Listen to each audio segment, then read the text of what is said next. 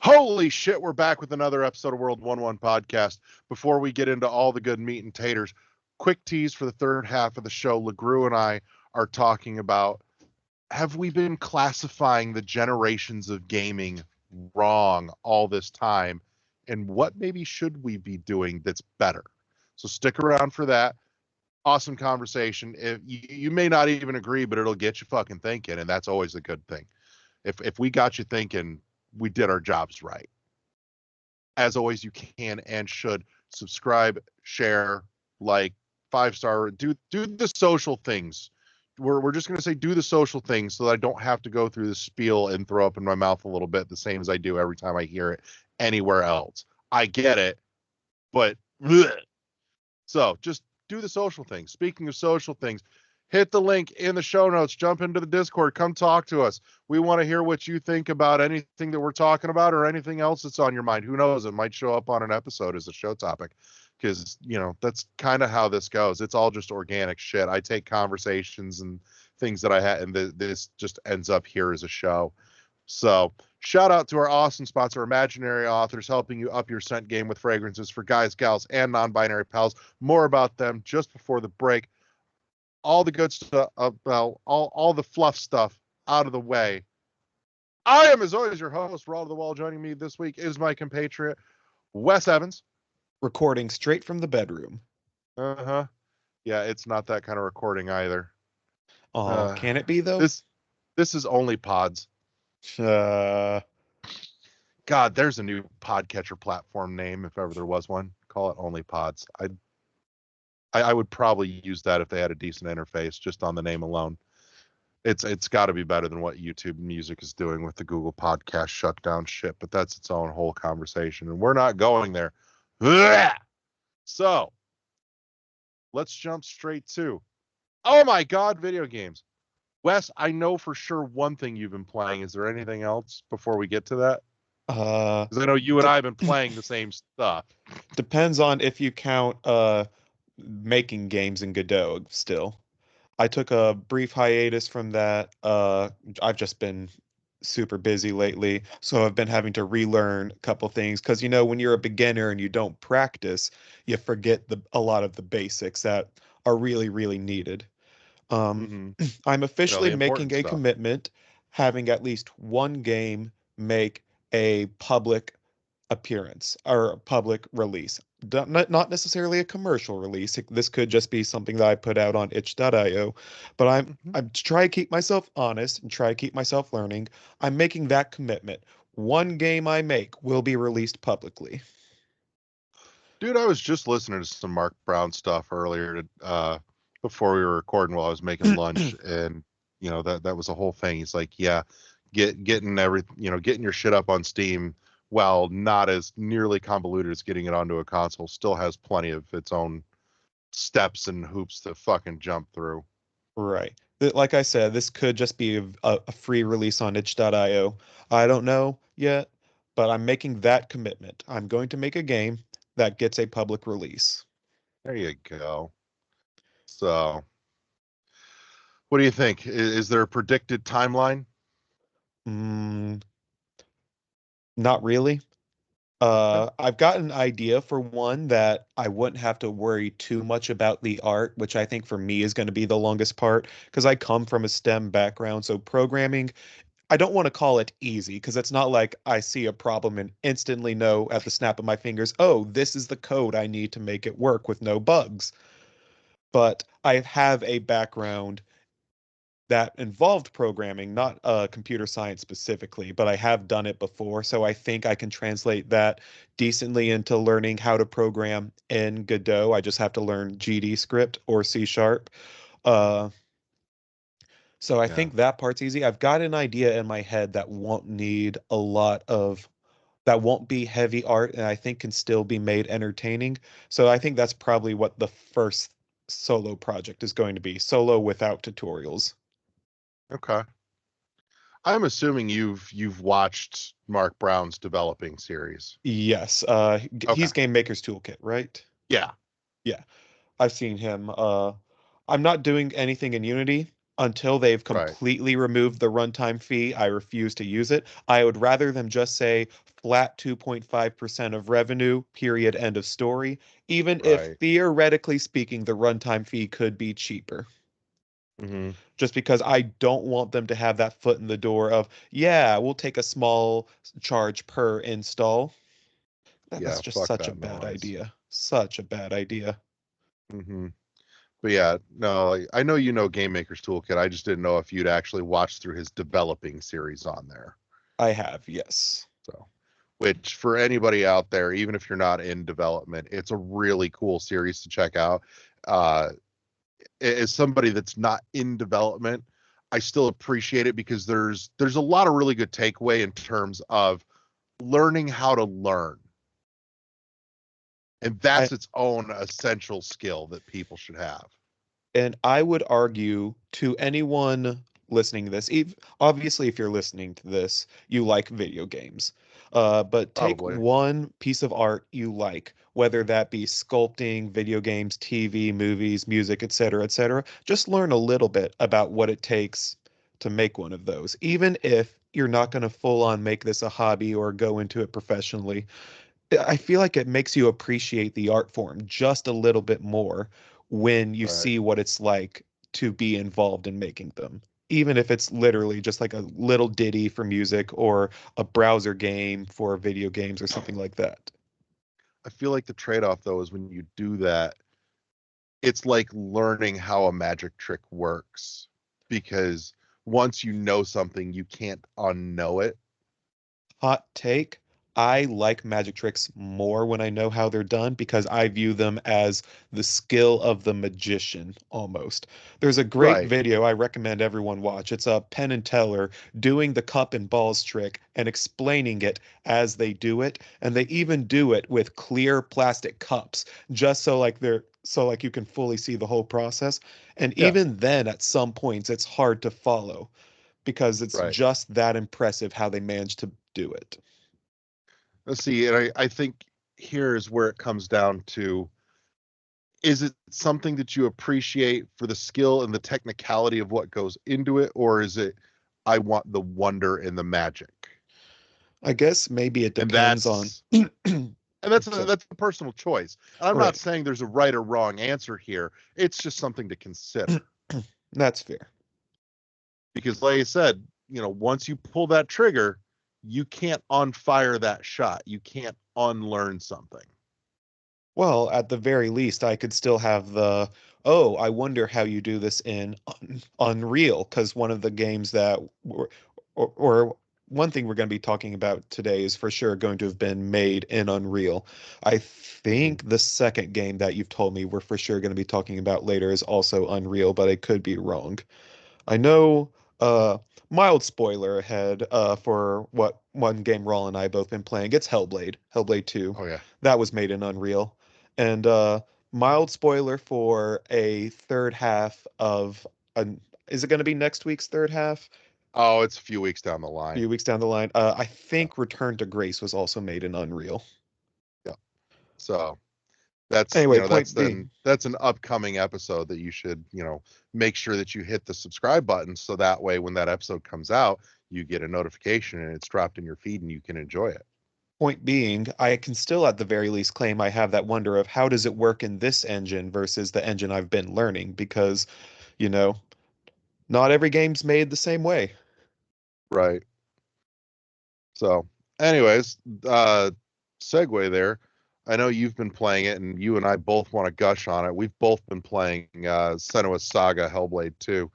So let's dive in and let's cut this bad boy apart. You start because I know you and I think are coming from very different perspectives here because you and I were coming from really different perspectives, at least on some of the technical side of things before it released. And I'm guessing we probably have some further expansions of those thoughts now that it's out and we've had a single run through. Right. Uh, so I gotta say, I want to point out this game is beautiful. All right. Oh my God, it's They so did pretty. a very good job with that. Uh, I don't know if this is more the fault. of Ninja Theory or more the fault of Microsoft for overselling what the Series X was capable of, though?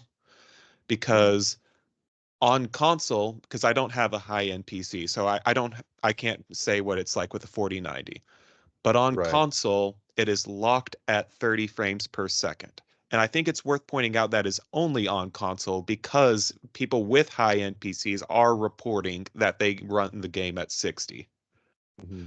So it's not so much of a choice to say we want the game at 30 because that's the feel we're going for. The choice that they made was we're not including a performance mode because on console because we say that the graphics are the important part here. Hmm. And so I've got a couple thoughts, and one of them just popped into my head. As far as locking it on console, part of me wonders if it's because they are essentially having to design it for two similar but not the same consoles between that Series S and Series that X. could very well be part of the problem because I Because if they know were putting it on on Series, then they have to design it to run competently at the lowest common denominator, which is going to be Series S. that's actually a good point because Microsoft had to make an exception for their policy on all features that are available on the Series X, minus graphical and frame rate stuff, like obvious technical stuff like that, must be Mhm. available at some in some way, shape, or fashion on the Series S. They had to make an exception for that for Baldur's Gate 3 because the Series S was not powerful enough to have a split screen co-op Right. and Larian just could not find a way to make it work. So if Microsoft wanted Baldur's Gate 3 to be available for Xbox, they had to make that exception. And Baldur's Gate 3 being probably the biggest game of last year, at least in terms of what I'm Oh going to yeah. call the gamers feed. I don't know what I think Hogwarts Legacy was the best selling, but I say within best selling does not mean best. right, not doesn't mean best, but within I hate to use the word real gamer. That is not out of me disrespecting more casual gamers. That is out of me not knowing a better phrase off the top of my head. Well, Uh, your real simple example here is Wii Sports is one of the best selling games of all time by all technicalities. It doesn't mean it's one of the best games of all time. right. But within the circles of people who regularly discuss video games, Hmm. I would say that Baldur's Gate 3 was the biggest. Within the zeitgeist, yeah. Yes, that's a good way of putting it. Uh, So they've done that before. So we know that the Series S has held some games back on Series X. And that would make a lot of sense on if the frame rate was stuck on Series X because of that. Hmm. But yeah, like, and for what it's worth, that thought just popped into my head as we were having this conversation, and too. Right. So, part of me wonders how some of our conversations over the last couple of weeks would have gone had that thought have been floated out there first R- instead of just now, but is what it is, and we're here. So, Yep. Uh, I also am going to make one criticism that feels weird that we're saying, oh, the graphical fidelity is one of the best parts of the game. But then significant portions of the game you can't really see more than 10 feet in front of you. And a lot of the parts, I think this is kind of why a lot of games that get lumped into the walking sim category are first person and not third person, because there are mhm, significant portions of the game where the most prevalent thing on the screen is Senua's back. yeah. Well, and the that carries over from the first game, which was a very intentional choice from the perspective of we are forcing you to deal with her lived experience of hearing the voices, of hearing the furies, but also having to decide how reliable are they? Because when you have that real tight camera angle and that reduced visibility, you then have to lean on those voices for safety, for warning. And when they are not the most consistently reliable, it creates and causes doubt. So there's a real intentional choice there. Right. I just, as much as I'm going to complain about that, though, I would just want to say when the game is beautiful, damn, is it beautiful. Like the Oh, but it's first always time, beautiful. like the only, like not the only, the first time we saw, what was her name? Iltoiga, something like that. The Yeah, first giant you see. I hope I'm yeah. not spoiling too much. I'm gonna try to All right, keep you know what? everything. At this point, I'm gonna put it out there. We are going full spoilers here. We are. Adam has authorized full spoilers. There's a terrible joke, but yeah, this is, and this isn't even the deep dive that we're hitting today, at least as we're recording. That'll be out in a couple of weeks. But this is just talking about the game, and I think to really competently talk about it, we have to kind of get into some spoiler territory. That's kind of part of the problem with reviewing a story heavy game is that you can't like you how well can you say the story is good without or the story is bad. Story is good, by the way. Please play Oh this God, game. yes. uh no, no matter what criticism I make, I feel like uh, if I had to give this game a one sentence review, it is the probably not the worst, but one of the worst games I recommend literally everyone play, if that makes sense. Hmm. Like, in my opinion, you're gonna gush about this. I'm not gonna say you're wrong for liking it because I see the appeal. I do believe that this is a game you should form your own opinion on. Because it's it feels weird describing it this way, but it's kind of like the Napoleon Dynamite of games. Not because it's funny, but because you have no idea if you like Napoleon Dynamite until you watch it. No one can have an easy time recommending it. When it was on Netflix, the algorithm could not figure out what likes and dislikes would mean you would like it or dislike it. It is just that kind of game. Hmm. Does that make any sense? Yeah, no, And as it someone who does. overall still enjoyed the game, I it is like I said, usually when I recommend everyone play a game, it is one that I have almost nothing but praise for.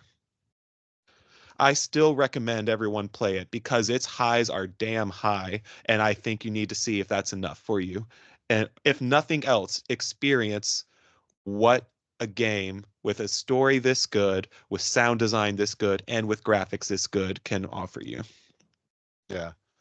Well, and not only that, but it's not just that, at least for me, it's not just that the highs are that high, it's that the story they are telling and the message they are conveying and delivering is that important. And That's a big component for me here. I I would agree. And I think it's important that we play games that get you thinking, like this Hmm. one did. If even I've if the final thought you have is, man, overall, I don't think I like this, even if that's your final thought, this game sticks with you past the credits. Yeah. No, and I've told a few people already this week. I'm like, this is one that you just kind of have to sit with for a while, in terms of once the credits roll.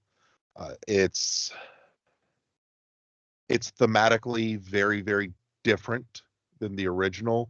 You know, the original being very much about facing down your own demons and your, grappling with your own mental health struggles, whereas this one is more about I've grappled with them, but the journey of healing after that is still just as challenging and as arduous as the initial facing down your demons.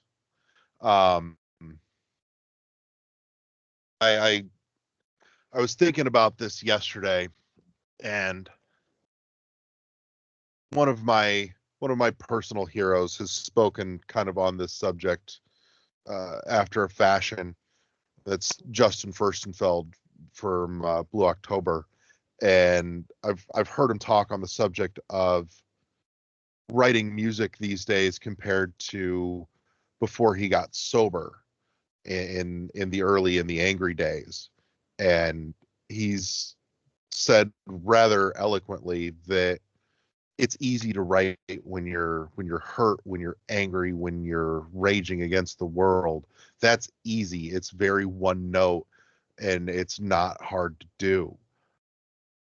Writing music when you're happy that reflects that is a much more difficult prospect, because it's very easy to fall into the trope of just being simple poppy cheese and losing the depth and the complexity and the meaning.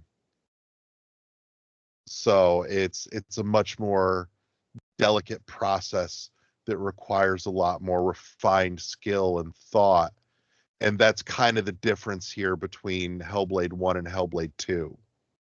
So, Hellblade 1 is very, both physically and mentally, high impact, versus Hellblade 2 is a lot more technical in its writing and storytelling, because it requires a finer hand to deliver that message without getting lost in tropes. So that's one of those things that really, really stood out to me, because Hellblade 2 did manage to do that. And that's an impressive feat in its own right. And that accomplishment should be praised. So beyond that, though, like you said, I think it's gorgeous. Having played all the way through it, I could have given two shits about whether or not it was locked at 30 or 60 or whatever else, because for me, it was locked. So I had a smooth experience no matter what. I didn't have jarring frame drops. Right. And I so, actually I actually had a few of those. Like during the did you? scene with the second giant. I can't remember Mhm. what his name was, but the one that was the Yeah, storm giant. the sea giant. Where he's chasing you, that game, it didn't freeze like long, but like it would like stutter at certain points Interesting. during that for me. Were you playing on an X or an S? I'm just curious. X X-ray. Okay. I was just curious. I am too, and I didn't have any of that in that scene at And all. So and I don't know if this was a stylistic choice or not, but it at least looked like to me that the frame rate went down in combat anytime you used the mirror. That I think there though, may have just been some stylistic choices that that conveyed that a though, little bit. that though, like I said, that I could kind of see being a choice. That felt like a little bit of a Spider-Verse low frame rate moment to me, if Mm. that makes any sense. No, it does. I totally get where you're coming from on that. So, but yeah, it's so good. And as anybody listening is going to find out in a couple of episodes when the deep dive that we're recording today releases, it's spurred some real meaningful thought that also connects back to Return to Grace, which, if you enjoyed the interview that we had with Creative Byte Studios a couple of weeks ago, there's some thoughts that started there. And I think the new Hellblade kind of helped finish that thought and coalesce it into a single idea that we're going to be getting into, and I'm really excited for. All right, quick hiccup, quick pause. We're back. So help me out here. I apologize. We paused for a few minutes. Where I was in the middle of a thought. Where were we? Okay, let's see if I can remember. We were talking about you didn't care about frame rate, you didn't have dips. I had a dip during the fight against the second giant, and I pointed out that the mirror felt like that frame rate going down might have been a choice, but one that Oh, that's right. focused on. That's right. Okay. So yeah, like I said, the frame rate did not perturb me, and I didn't hit any dips in frame rate. At least nothing that I fucking noticed. But that said, my overall takeaway was this was absolutely magnificent. I was thoroughly on board for it, and I know that there have been a lot of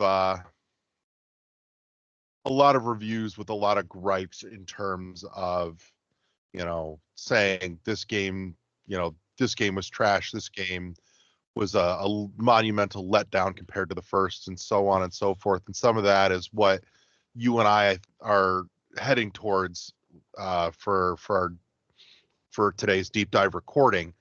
But either way, it should very much still be played.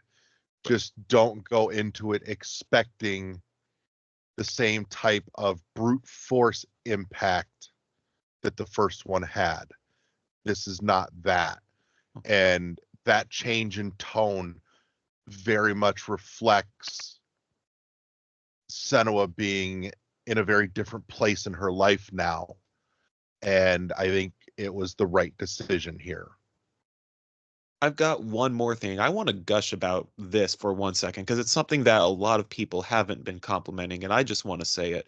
The combat is probably the easiest combat I have ever felt that still felt intense.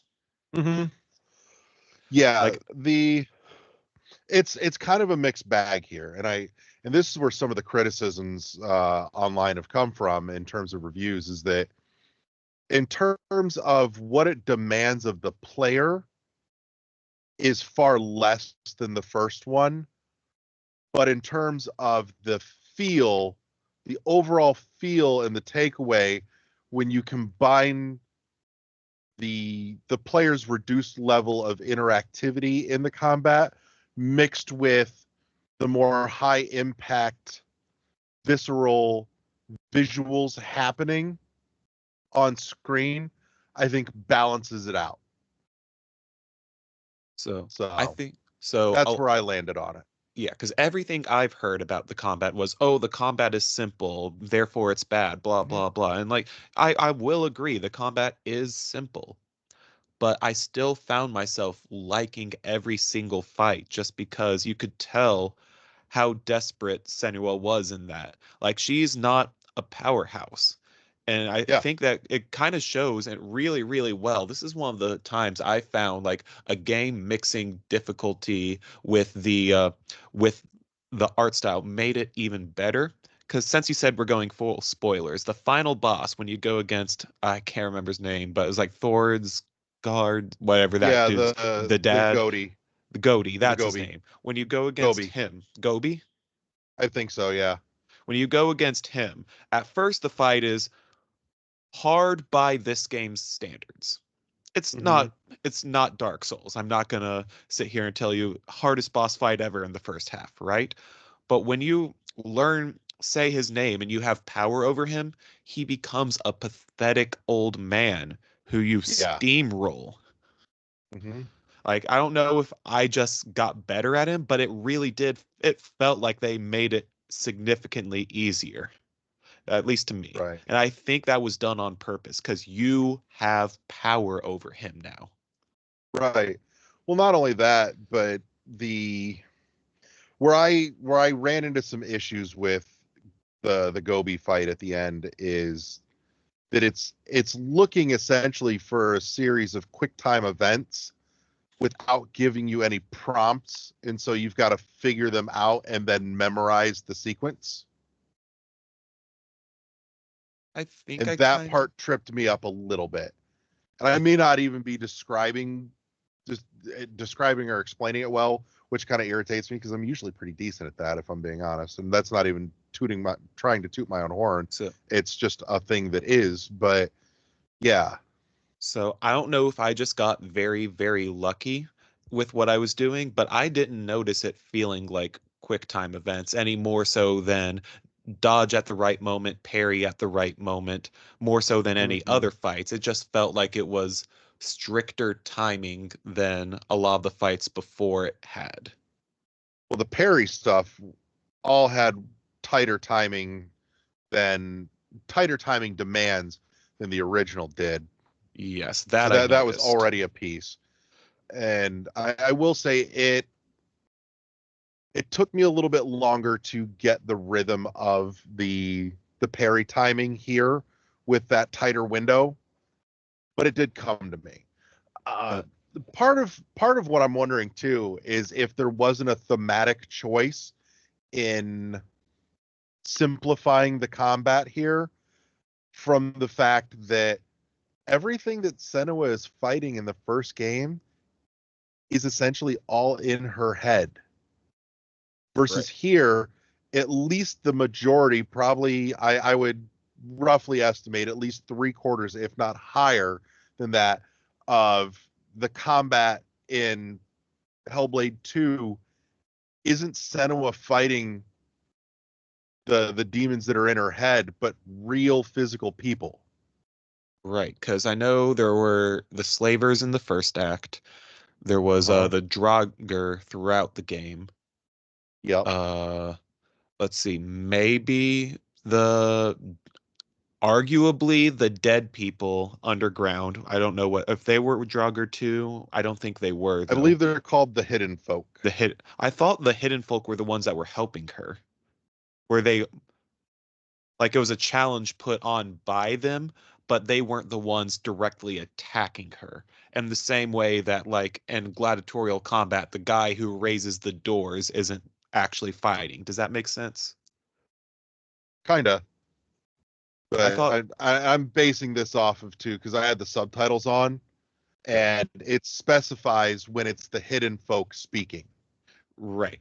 And so I didn't think the ones who were actually attacking her, like those monsters, I didn't think they were the hidden folk because I thought we didn't actually see them unless you count those little outlines.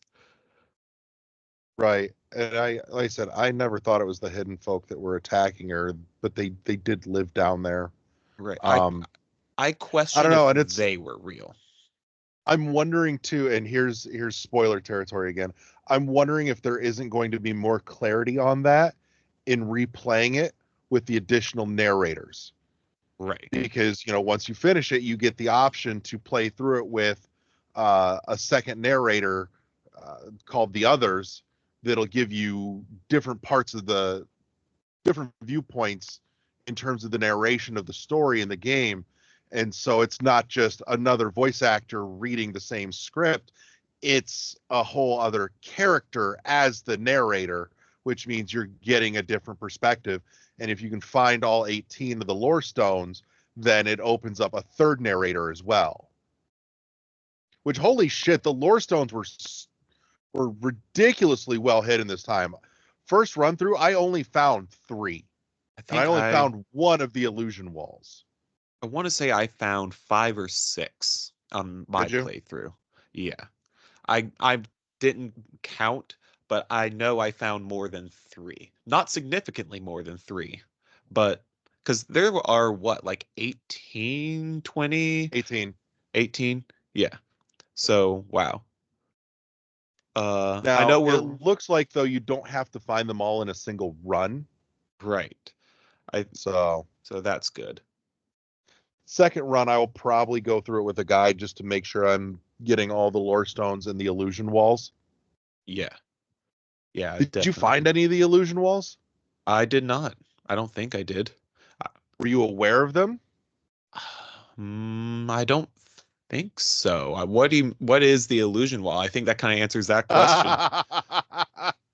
Okay, so they are hidden around, but there are sections of wall or rock face, things like that, that vaguely look like they have a face or are a face. If you focus on them, that little section of wall will disappear, and there's a little hidden thing behind those sections of wall. Mhm. I got through one, but I don't think it's what you were talking about because one of the lore stones was behind it. It was during the mission where you're trying to figure out the sea giant's name. There was a wall I made disappear by focusing on one of the water drops that had a lore stone behind it, but I don't think that's what you're talking about. No, I'll send you a link and show you just one. That way I don't spoil anything else. But that way you have an idea of what you're looking for on your subsequent runs. But yeah, that's oh the whole thing was so good though. And days after the fact, I'm still just kind of processing what I experienced. So let's do you have any final thoughts to toss on here? Because we're gonna get a little longer on games of the week than we normally do. Yeah.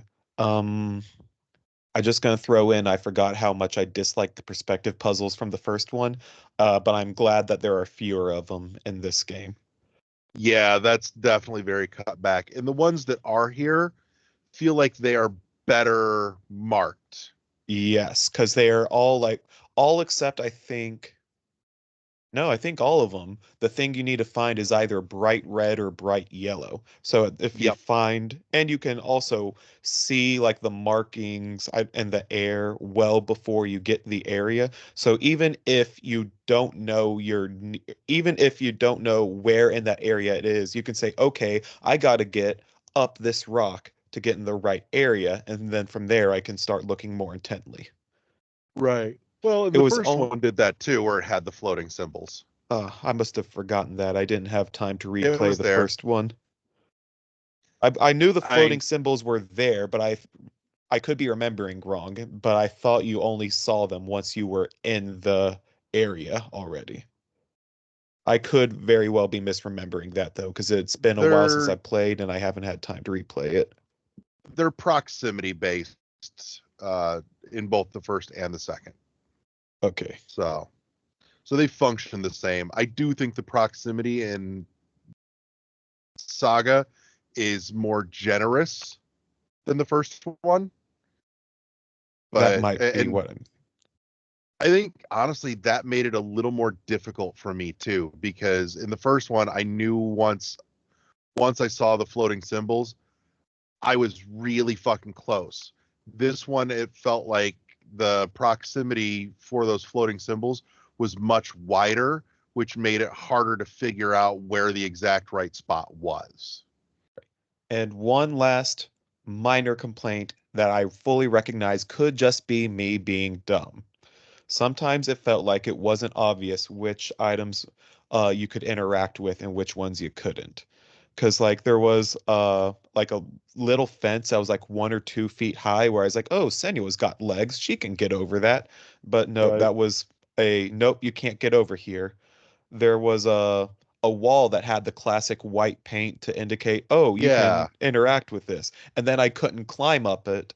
But in order to solve one of it's a those drop perspective down wall. puzzles, yeah. But in order to solve one of those perspective puzzles, I had to open a door that wasn't marked. And so I just thought that was another quote unquote wall that you couldn't get past, that they just put a Right. door there to look pretty. I take it you're talking about in the village there. Yes, Once you've got Thorgestur with you. yeah. Yeah, Yeah. the one where after you tied him up. Right. I don't know. It may be a me thing and not a you thing, but I didn't have that issue. And I might be the oddball here that just assumed push the But doors. yeah, but I don't want to criticize too hard on something that I fully recognize might just be me being dumb, but I feel I've like it's heard worth the pointing same that thing out. from a few other people already, though. So it's not just you. So I think it might be more, it's just me in that I just assumed poke at the doors. So, but let's wrap this and that way we can get to the break. But before we do, quick word about our awesome sponsor, Imaginary Authors, helping you up your scent game with fragrances for guys, gals, and non-binary pals, including their newest offering, The Language of Glaciers.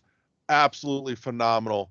My sample came in the mail about a week ago, and it's the consensus verdict here is excellent. It's clean, it's light, it's I can't even call it bright. It's not bright. It's not floral, but it's like minty clean almost. It's like cold virgin snowfall clean smell. And I don't even know how to explain it better than that because they even put, when they list the notes of fragrances in this particular one, Virgin Snowfall is listed, and I don't know how to describe it other than it is absolutely fucking correct. But it's a great language of the language of glaciers. That's a real fitting fragrance for when we're talking about a game set in Iceland. Uh-huh. Oh yeah. So cannot recommend enough. Go check that out. Go grab yourself a sample of the language of glaciers, along with some of their other excellent stuff, including The City on Fire, Memoirs of a Trespasser, Bull's Blood, and more. Don't forget, not just fragrances, not just colognes and perfumes, perfumed oils, candles, bar soaps, all of it. Great stuff. Link in the show notes down below. Use the link. Helps us, helps them, helps you. Everybody wins. Go get yourself some smell good stuff. Turn some heads, drop some panties, do whatever you do. All right. Here's the part, the all important part that comes right before the third half of the show. It is the break. And we're back with the third half of the show. This week, we're taking a dive down the warp pipe. And we're asking the question, have gamers been trying to classify gaming generations all wrong all along? And joining me is my home slice, Josh the LeGroux. Yo. So let's dive in here, because you and I touched on this maybe about a month ago now, I think. Yeah, we did. We talked about it a little bit. It's been a hot minute. It has. But to preface this, the thought occurred to me at work one day. There's a terrible inconsistency when we're talking about like gaming and console generations. Right. And one person's talking about 7th gen when another says 3rd gen, but they're talking about the same fucking thing. I mean, do people really do that? Like, do you sit down with people you say and say, I'm talking about 3rd gen? Or do you just say, I'm talking about, Super Nintendo or GameCube or whatever? Like, that's what I do. It's come up quite a bit, especially when I was working at the game shop way back when. So I can understand that. Like, among other people that play games, we might actually talk like that amongst ourselves. Yeah, I get it. Okay. Do. And that's the thing, though, is that we're talking about the same thing a lot of times, but everybody's got a different fucking numbering system for it to track these gens.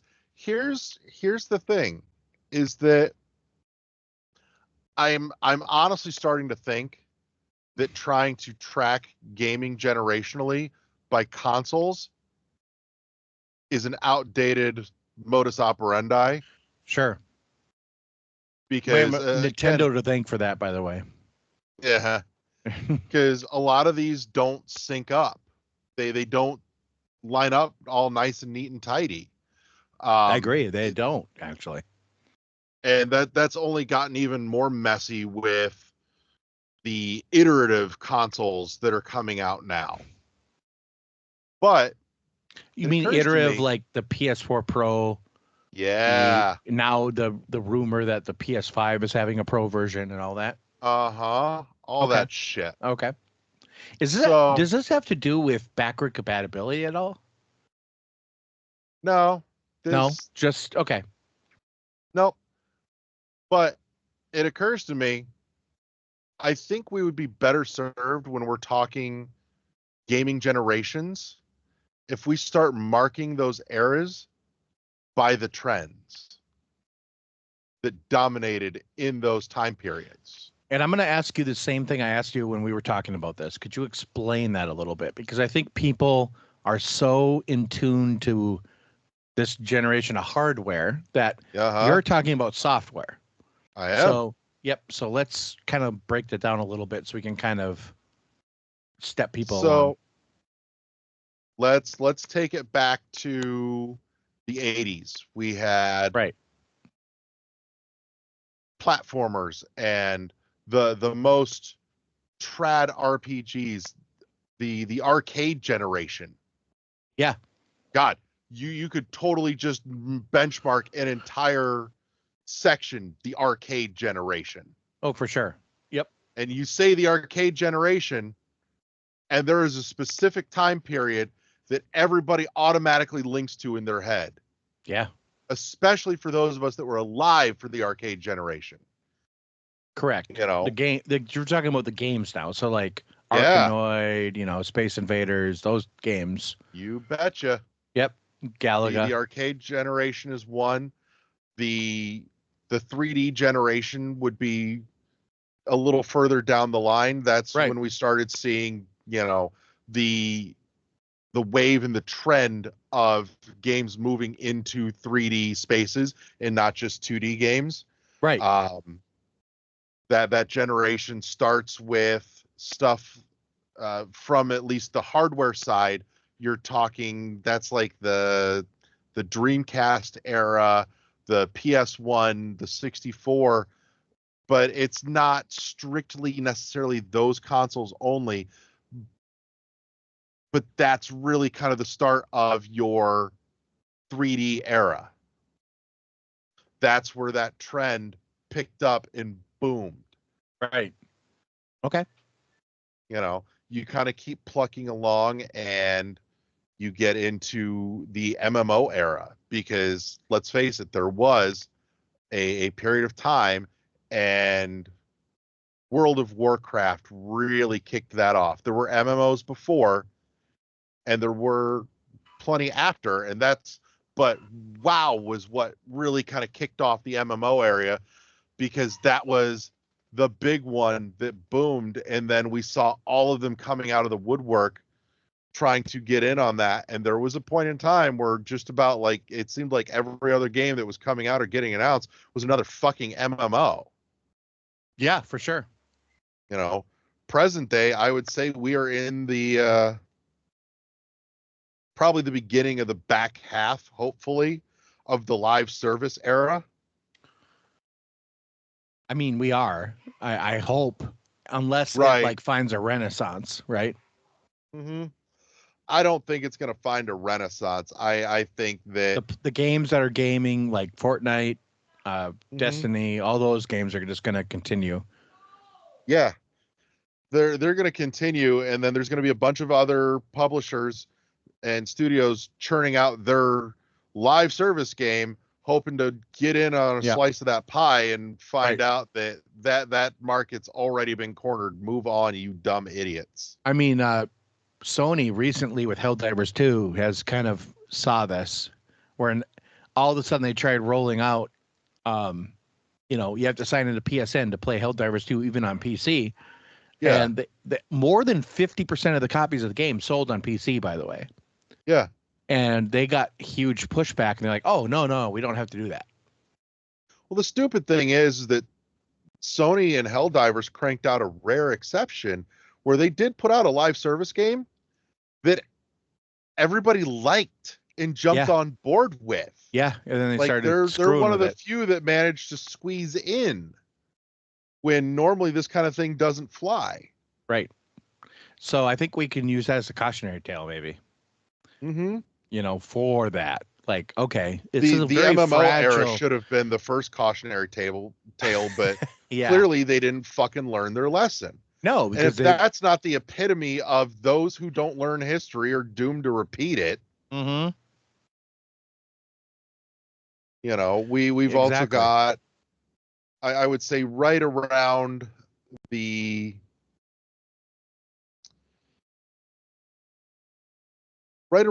Xbox, the original Xbox, and RPGs. PlayStation 2, you would probably start to see the beginnings of the online era. Oh, for sure. Yep. Especially with Xbox Live coming out of the gate strong. And shooters. Yep. That's where it really took off. There was your RPGs, and there was Phantasy Star Online for Dreamcast. God, I played so much PSO on my GameCube. I know. Well, I played on my Dreamcast. I did not play it on GameCube, believe it or not. I loved playing it on GameCube. I got it. I have it now, but I did not play it on there. I played it on my Dreamcast because I had Dreamcast Online, which we could Yeah. play on, and dialing up on 56K modem, all Mhm. that stuff. The GameCube version was great because it had episode 1 and episode 2. Right, I know, and that's why I got it like after the fact now. Mm-hmm. Shout out. I don't know if it's still running. It might be. At some point I will care enough to check. But long after Sega shut down their PSO servers for the GameCube, that's when PSO Online actually got great Right. because there was a unofficial service that you could get into for free, no less, of people that cared enough about the game to keep it going and do it better than what Sega was doing. So like all the holiday events and the drop rate adjustments for those events and everything that Sega never did when you were paying them for it, these guys actually did. Right. It And was that's the whole awesome. thing. Like even now with Phantasy Star Online 2, Mhm. it's still really going strong on online forums. Yeah. There's a huge community out there. I actually knew I had a friend ages ago that actually learned to speak or at least to read kanji just so that they could play Phantasy Star Online on the Japanese servers where it was more lively and more active, like taught themselves. Right. So there's dedication in that community. But yeah, I mean, like I said, there's the online era in there. Um, if we move up to the next step from the online era, I think is the emergence of the indie era, because that's when indie games now had a avenue to start becoming more readily accessible for most gamers by Right. way of uh, Xbox Live Arcade, the Wii Shop channel, Right. things like that. Right. That's the indie era right there, or at least the first indie era, I think. But yeah, no, I think this is a this is a more useful way to mark generational gaming than by console generation, because a lot of these trends and that follow these generational markers aren't specifically locked to a singular console generation either. And combined with the fact that those console generations don't neatly line up with them, each other, Correct. it just makes trying to use console generations to mark periods in gaming just feels antiquated and inefficient, at least to me. And I could be in the minority here. This could just be me talking out of my ass, but I think it's a way more useful way to do it for my money. No, I agree. And I think it might take some time to kind of think about it Mm-hmm. just because of that. Because now we're starting to approach even where like phones can play games. So Yeah. why would we there's going to be 3 generations of phones in the time one console generation happens. Why would we totally, think about like, oh, it's only when this hardware comes out. Right. And you're getting diminishing returns on hardware as well. So like now with like the PS5 Pro supposedly going to do 60 FPS at 4K or whatever. And everyone was saying, well, didn't we promise that with the PS5? So really what it boils down to is these diminishing returns. And so where do people want to be? Yeah. Do you really want to be here? And if you do, like where is that, right? And so I think the relying on the software part of it might actually be a smarter move. I just don't know where those lines would come. Right. And I think like anything in terms of when we're talking generations, especially with as much as we talk about the generations of people, those lines are fuzzy. Oh, for sure. And so I don't see an issue with those lines being kind of fuzzy and having a little bit of overlap here and there. I don't But see that at all. It feels issue with that. at least far more useful, if not more accurate. Not to mention when you're marking gaming generations by hardware iterations, you leave out and you completely discount the PC side of things. Right. Yeah. Because in PC world, we don't do that. Mm-hmm. It's just like, does your PC run it? Upgrade your shit here and there until eventually you just can't anymore, and then you start from scratch. And then are you playing a 25-year-old game? Yes, I'm playing 25-year-old game with 120 frames per second now instead of 30 frames. Uh-huh. But those gaming trends do cross between console and PC. They do. And PC has always been I would say the redhead stepchild kind of, because the way it's looked at is like, oh, you got a lot of money, you can upgrade your PC. But when I was a kid, I had a PC just because my dad had one for work. Right. So I would totally just use it until it didn't run games anymore. And then I went back to my consoles.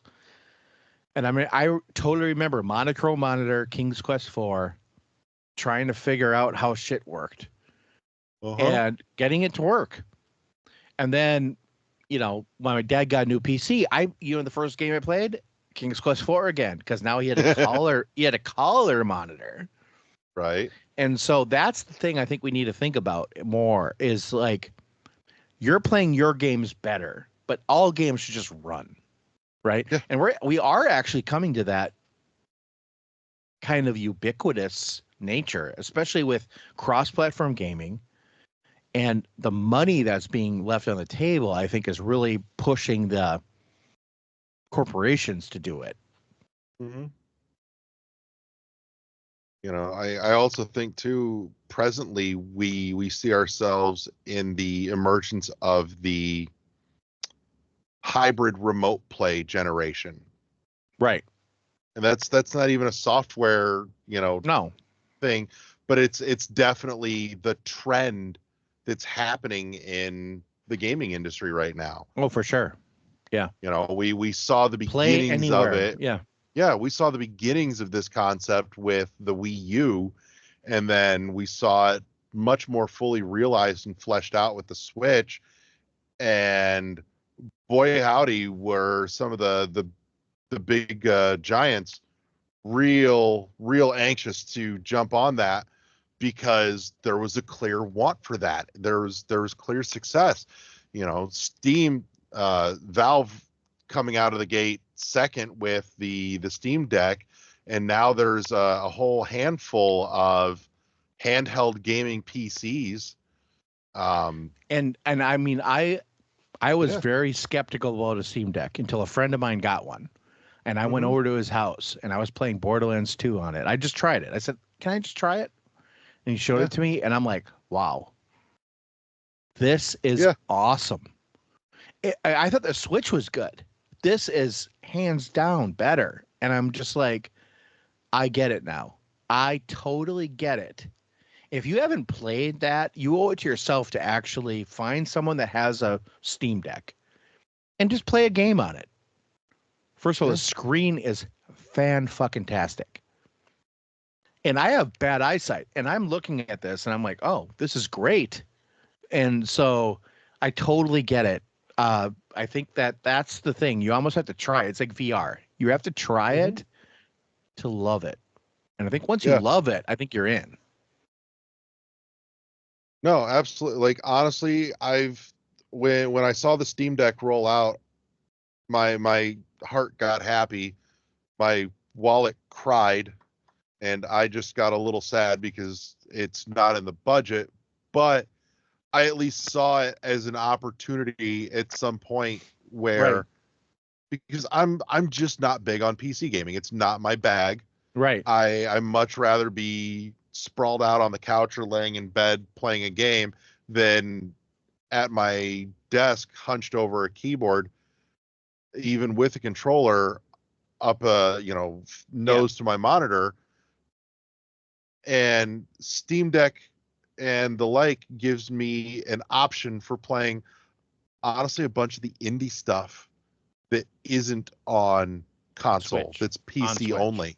Yeah. Well, not even just that, but there's a bunch of them that are just PC only. Yeah. Because the barrier to entry for low. publishing those is much lower. Right. Don't totally get me get it. wrong, the whole Steam will publish anything It's is true. a fucking problem, but it's not without its silver lining, and this is that silver lining. Right. Totally get that. So, and it's great for people too that want to be able to play PC games without having to spend $1,500, $2,000 on a rig to Right. play it, to Right. be able to just pick it up and see the Steam Deck compatibility thing and know that their shit's just going to work. That's the whole thing. Yep. You're bringing console convenience and portability and handheld convenience to PC gaming. And I think that's where we're at, really. So we're Mhm. at where PC gaming is not the niche thing anymore. It's Yeah. not the thing where like, oh, only the nerds do that.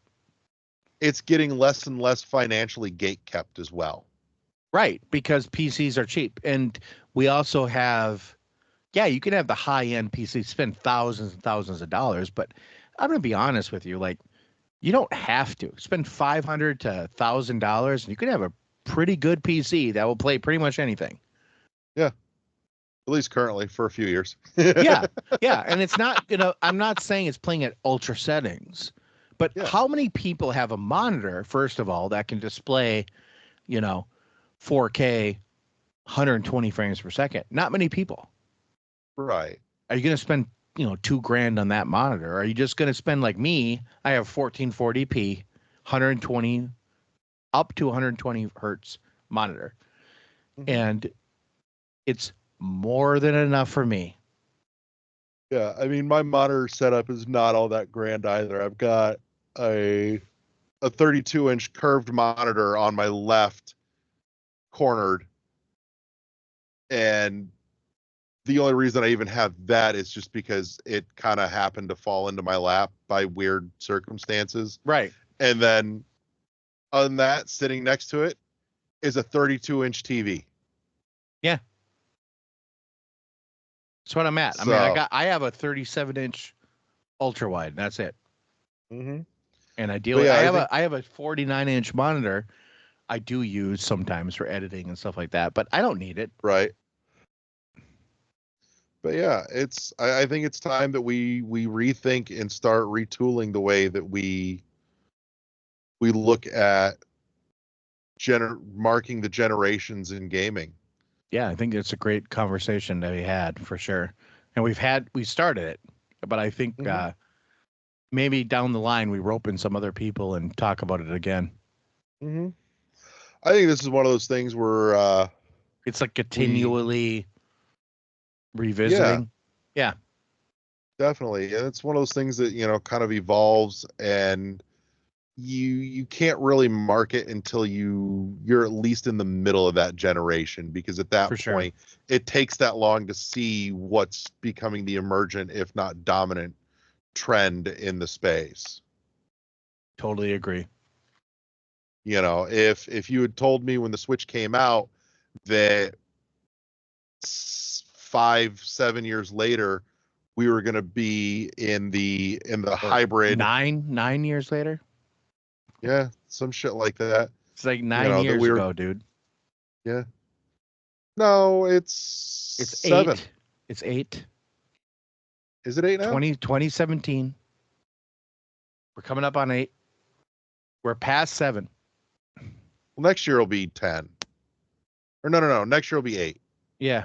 Out of my mind. So yeah, it's 7 years since the Switch dropped. But then, it took 5 years after that for Steam to start, rolling out the Steam Decks. Right. Right. And it was real quick after that you started seeing the others popping up. Correct. So, and that's one of those things where trying to mark generations by hardware doesn't work, but the hardware is dictating a dominant trend that you can mark generationally. Sure. So, we see that in music even. You can talk about the 70s, but you also talk about the disco era. Right. And music is a little different where the hardware stopped. Yeah. And But- I think we're getting there with games. It's going to be very minimal where we're just going to be like, oh, this is the games that were like prettier and then prettier. I mean, they're all good looking now. I mean, everything's good. It's just, what does it play like? And like I think you're hit on the head when you said, oh, is that a indie game or is that a game I can play? Right. I think that is a good idea. Like, talk about gaming that way. Yeah. It makes more sense to me. Yeah. But that might just be the little touch of tism speaking. I get it. But that said, I mean, if I can explain it in a way where somebody looks and goes, no, he's out of line, but he's right. Yeah. I can live with that. I totally get that. So It's a good thing to revisit. Time to rethink our generational markers in gaming. For sure. But let's wrap this bad boy up. Want to say thank you to my home slice, LeGrew, for coming and hanging out with me this week. Thank you to everybody that tuned in. Thank you to our awesome sponsor, Imaginary Authors, helping you up your scent game with fragrances for guys, gals, and non-binary pals. Link to their stuff down below in the show notes. Also in the show notes is a link to our Discord. Jump in and let us know what you think. Are we completely talking out of our asses, or does this actually make a little bit of fucking sense to you? And if it does, what do you think some of those defining generations and generational markers should be? Other than that, all it's left to say is subscribe, share, so that you get our awesome show in your feed every week, and tell the other gamers about it so that they can be better informed gamers. And I'm going to leave it with say goodnight, everybody. Yo, good night. You've been tuned to the World 1-1 podcast, powered by the World 1-1 podcast network. Press start to engage your mind. Peace.